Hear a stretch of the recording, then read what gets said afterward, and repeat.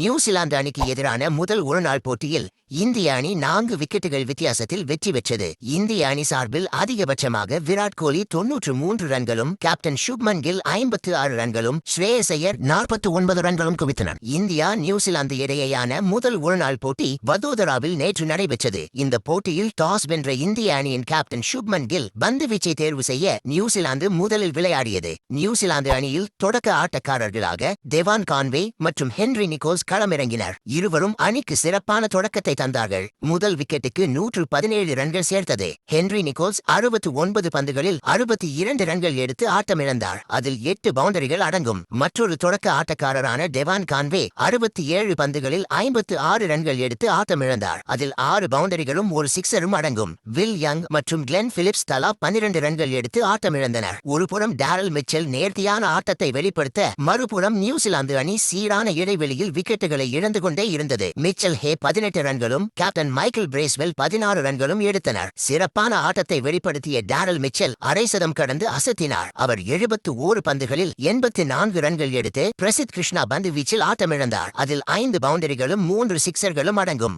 இறுதியில் நிர்ணயிக்கப்பட்ட 50 ஓவர்களின் முடிவில் நியூசிலாந்து அணி 8 விக்கெட்டுகளை இழந்து 300 ரன்கள் எடுத்தது. இந்திய தரப்பில் ஹர்ஷித் ராணா, முகமது சிராஜ் மற்றும் பிரசித் கிருஷ்ணா தலா 2 விக்கெட்டுகளை கைப்பற்றினர். குல்தீப் யாதவ் 1 விக்கெட்டினை கைப்பற்றினார். இதனைத் தொடர்ந்து 301 ரன்கள் எடுத்தால் வெற்றி என்ற இலக்குடன் இந்திய அணி களமிறங்கியது. 49 ஓவர்களில் இலக்கை எட்டி 4 விக்கெட்டுகள் வித்தியாசத்தில் நியூசிலாந்தை வீழ்த்தியது. இந்திய அணியில் அதிகபட்சமாக விராட் கோலி 91 பந்துகளில் 93 ரன்கள் அசத்தினார். இதற்கு அடுத்தபடியாக சுப்மன் கில் 56 ரன்களும், ஸ்ரேயஸ் ஐயர் 49 ரன்களும் எடுத்தனர். 3 போட்டிகள் கொண்ட தொடரில் இந்திய அணி 1-0 என்ற புள்ளிக்கணக்கில் முன்னிலையில் உள்ளது.